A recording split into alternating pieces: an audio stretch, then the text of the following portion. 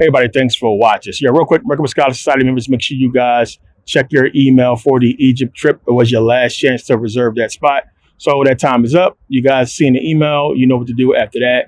Appreciate everybody who reserved their spots. We're going to go on from there. Send out emails. So make sure you guys check your emails for that, and you'll know what steps you got to take from here on out. But yeah, we have questions and answers. I know a lot of people was asking me about this before. So what I'm going to do is I'm going to take you guys questions. You guys see the email right here where you can send your questions at. You can send a photo of yourself if you want to appear in the video, or like a photo of your Instagram or whatever your social media is, if you want like followers or what have you. My son is going to read the questions for y'all, and then we'll answer the questions on the video. And that way your photo will get up there. You'll see your question will be answered, and then, you know, we'll go from there. But I know you guys have been asking for that for a minute, but I haven't had anybody to really read the questions, and I didn't want to read it and answer it. It's better if somebody read it to me. But we're going to do that for an upcoming video. So in this video, we're going to get into a couple questions you guys asked with the Bible, and we're going to take care of those questions. And so yeah, let's get into this video.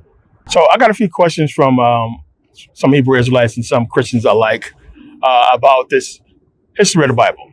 Like, and how do we know that what we say as far as the errors and problems that's in the Bible are accurate? Now, the biggest thing that people say, Christians and Hebrews or what have you, is how is our information that we get as far as the research we go out and do any different from them reading their book, right? So what people will say is, well, if our Bible is wrong, then everything you read could be wrong too, as well, because it came from the white man as well. So the white man gave you a book. How are we supposed to believe the books that you read versus our Bible, right? One of the things they don't realize that they're doing is they're admitting that the white man gave them their Bible. That's one thing. Two is like, it's a thing called research, right? Critical thinking, research. It's not simply believing what you read.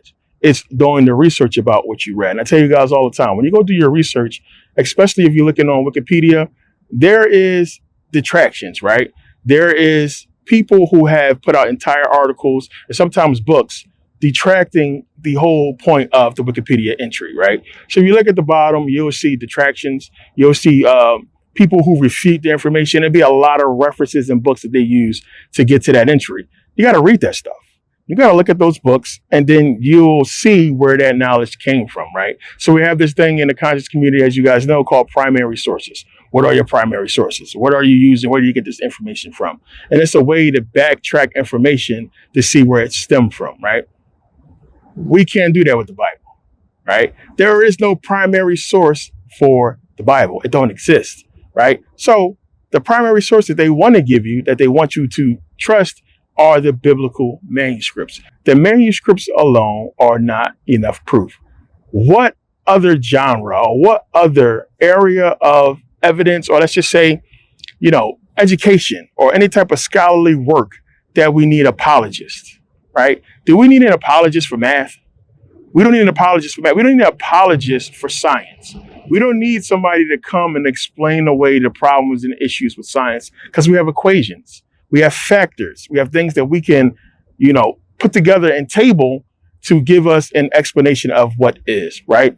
So when it comes to any other history on the planet, the history of the Chinese, the history of the Indian people, the history of the African people, there is a detailed history that goes back, that is backed up and proven by various sources throughout the world, right?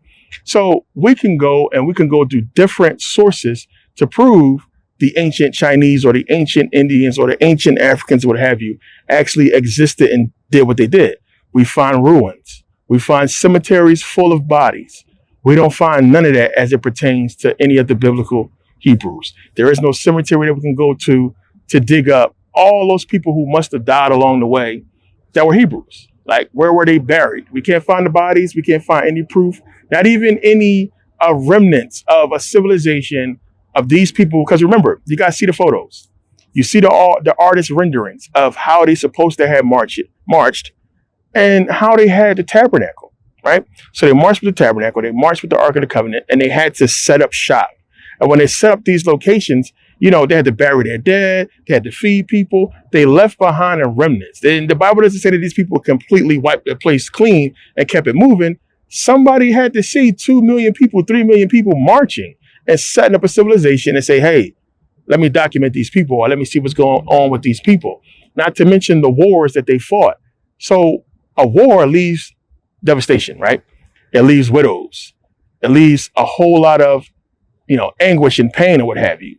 Throughout the world, in every single major war that we can document, that we know existed and happened, there's some type of evidence. There's some type of anguish or what have you. A war leaves evidence, right? A war is going to leave a trail of bodies, weapons, or what have you. Whatever it is, it's going to leave something that somebody's going to find and document. We don't find this pertaining to any of the wars that the Hebrew Israelites are supposed to have fought. But we do find it in wars that would predate their wars. So how is it that we can find wars that happened thousands of years ago with the Greeks, thousands of years ago with the Egyptians, and have artifacts, but not have none pertaining to anything that the Israelites did? Because that's biblical. That's what's in the book. So the difference between you guys reading the Bible and us going out and doing our research is that we have actual proof, right?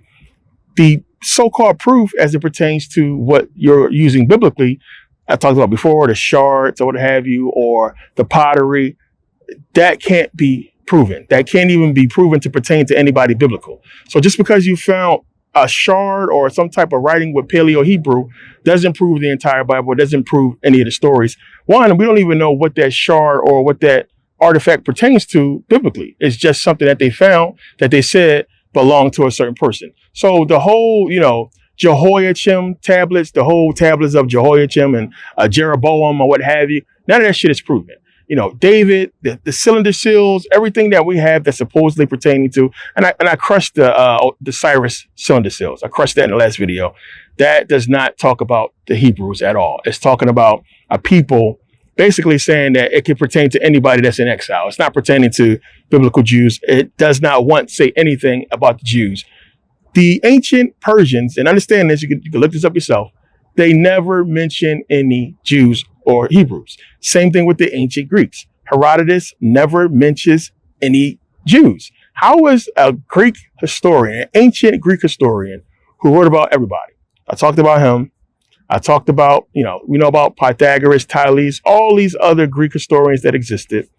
None of these people mention any Jews. So people who were alive that's documented around that time, not one of them mentions any Jews.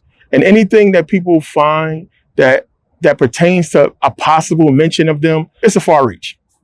And the Merkabah Stela, I broke that down. Everything that they put out there that has, any type of merit to it that a lot of people are harping on, I probably crushed it already and showed you that it's not what you think it is. So when we do the comparison, when we look at the Bible, which is your only source for the historicity of the Bible, right? That's it.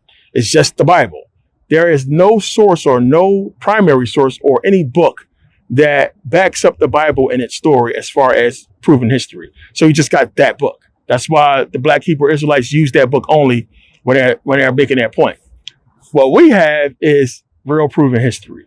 We have actual documentation, actual people who wrote about shit. We have their bodies, we have their bones, we have artifacts, we have everything to prove what we're saying is true. Now, as far as that comparing to what we believe, that's a completely different thing.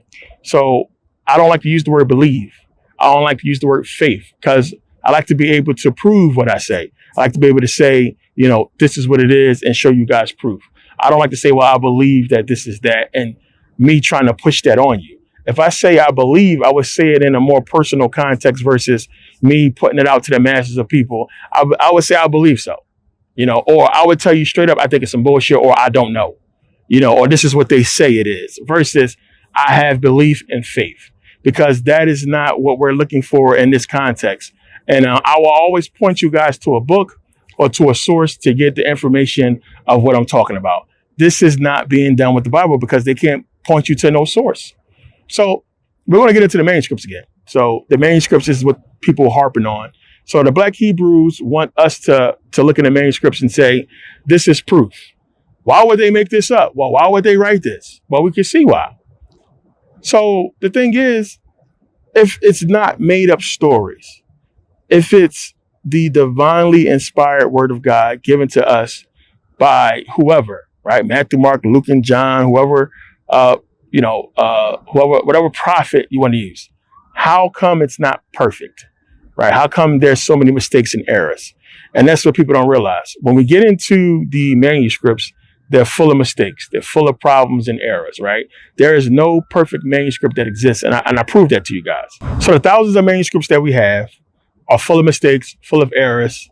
I broke that down in That Getting the Bible and Christianity Finally Explained when I read to you guys in Greek from Codex Sinaiticus and showed you where they messed up at in these manuscripts, where Jesus Christ does not appear in any of those manuscripts. So that's a major flaw right there. This is what they don't teach. So my whole gripe with the people asking these questions, as far as how are we looking at our research, we're looking at our research from a research standpoint, how research is supposed to be done.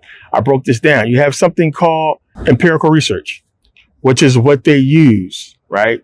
If you say historically proven, then it's proven. Whenever you use the word proven, then it's proven.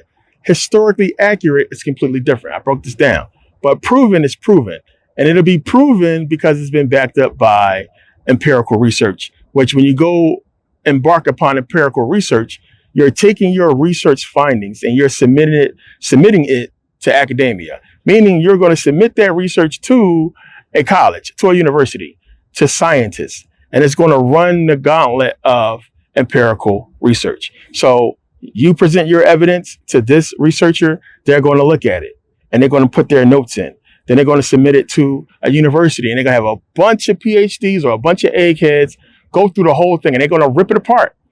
And then if they can't support it, they'll say this is unsupported. We can't substantiate this. This claim that you made is absolutely bogus. They're going to rip it apart. But if it's all backed up and you got everything lined up, whatever researcher you use, whatever scientist you use, all the information is going to be compiled to pass empirical research, right? And it's going to be proven, right? That's how we get to proven on a scholarly level.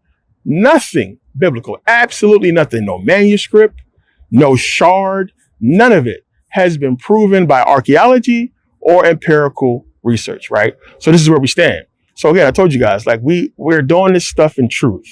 We're doing this to say we did the research and we're trying to get to the bottom of it. Not to say that, oh, we just don't want to believe in God because we want to believe in Osiris or we want to just sin for the rest of our lives. It's to get to the bottom of it, because if you're going to trust your, let's say, soul or your life and how you live this one life you get to a religion, you better know what the fuck the religion is talking about. You better know if it's true or not, because you can be doing yourself a disservice and not living your full potential or the best life you could be living because you're hindered by this belief you have in a religion that's never been proven true. Something you got to think about. So the task is to do your research. And when you're doing your research, to do your research in truth, not look at the sources that's going to be backing up what you want it to back up. So I'm not going to go and research the Bible by talking to a priest or talking to a pastor, because they're going to tell you, well, you got to have faith or you got to believe. I'm not going to look at sources that is funded and backed by the church, because they're not going to give you the proper information, right?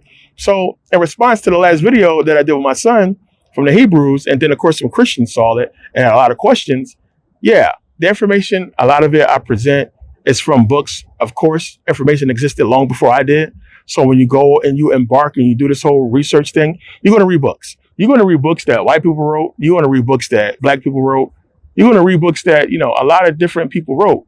The difference is I don't simply believe what I read. I go and do the research. You can't say that if you're a Christian. You can't say that if you're a Hebrew Israelite. You can't say that if you're a Muslim. You have to go based upon faith, right? And it's wrong for you to even question these things in a lot of these religions. We choose the latter. We choose to question these things and go look for the knowledge. And that's exactly what your Bible is telling you to do, right? The heart of the wise seek knowledge, right? Know the truth and it shall make you free. And it's giving you these little hints as to what you need to be doing, right? Nowhere in the Bible does it tell you to be stupid. Nowhere in the Bible does it tell you to not seek knowledge. It tells you on multiple sources that's popping up on your screen right now. So, if the Bible is telling you to go and seek knowledge, go and seek it. Go and look. And when you go and look, you're going to find out that everything that's your pastor's been teaching you and what the Bible is alluding to is basically not what it seems. So has anybody asked a Hebrew Israelite, what is the overall goal of their doctrine? What do they want? Right? Because they believe we are all cursed and that we should be just sitting back and waiting for the end times and, the white man, I guess, to come into absolute power. And then, any minute now, Jesus is going to come and enslave them all. Because that's the gist of it that I get, right? So, to keep it real, if you read the biblical story and you understand what the Old Testament is talking about, they had a covenant with God, right? They had a covenant. And they broke that covenant by disobeying God, which is the stupidest shit I ever read. Because, like I said, there's no way in the world that a people that intelligent and supposed to be that spiritual, because to me, black people today are more spiritual than the Israelites in the Bible. And they witnessed the power of God. They witnessed true power. So how could you be in bondage to where you're dying, you're being starved to death, you're being whipped, everything that was happening to the Hebrews in Egypt or what have you? Then this one man comes and sets you free, defeats the Egyptian army. You guys go out and see the power of God, see the power that Moses displayed that come from God. And then you wander for 40 years and nobody ages a day. And then you come out of it. And then you have this power of the Ark of the Covenant. You're conquering people. I mean, everything that these people saw and witnessed, all of that just to keep disobeying God. It don't make sense. So it's a story that is giving you that you got to understand that's esoteric more so than motherfuckers just being stupid and disobeying. Because the black Hebrews that had you believe that we obey God. And for that, we were put into slavery. We were put into bondage, right? You guys read the Bible. And now today, because we're obviously no longer in bondage anymore, but we kind of sort of are. But, we have black millionaires. I made millions of dollars myself. We have rich black people all over the planet. We have billionaire Africans. How is it that this curse is supposed to pertain to us? But some black people are rich and famous. Some black people are rich. Some black people are doing just fine despite this curse, right? So what is that? What does that mean? And it's a question I haven't received an adequate answer to when it comes to talking to these Hebrews. So what do they want? What is the agenda for us to come together as black people, as Puerto Rican people, Dominican, or what have you, because they believe we're all part of the tribes, the 12 tribes, right? We're supposed to all come together, follow the Bible in truth, re-spark this covenant, this new covenant with God or what have you, obey God or what have you, and then everything's just going to be fine. How the fuck does that seem logical this day and age? Just think about that. That would never happen, right? So if you think about it, if God knows all, we were doomed from the start. Because he knew this would happen, he should have known we would have disobeyed, and he should know that there's no way we're ever going to come together before the end of the world. So they were doomed from the beginning. So why make a covenant with the people if you know all? Why make a covenant with the people if you know that they're going to disobey, if you know that there's no way in the world they're ever going to come together and unite to basically serve you under one banner or what have you, right? So God knew this from the start. We were doomed from the start. And then now we're supposed to sit back and just wait for the end of the world to come to get what? Because there's no way we're ever going to come together again, right? So if we're not going to come together, and I guess these black Hebrews believe that they're going to be the people that's going to receive God's blessing, right? Because remember, the Bible says only a small amount of people is going to be saved. And they believe that they will be a part of that, 144,000, whatever the number was, that's basically going to be saved during the end times or the rapture, whatever one you want to take. And everybody else, we just going to burn and we're all screwed because we're not coming together. But they are sticking to the covenant. I'm going to tell you this. I mean, if you go, some of the most crazy, crooked shit is happening with those guys. I don't believe in, everything that they're doing as far as it pertains to them being able to marry 12-year-olds, 14-year-olds, or what have you, have sex with little girls who just had their period, all the sick stuff that happened within their faith that they believe is they can do. It don't fit. Their reality doesn't fit with today's structure, today's society.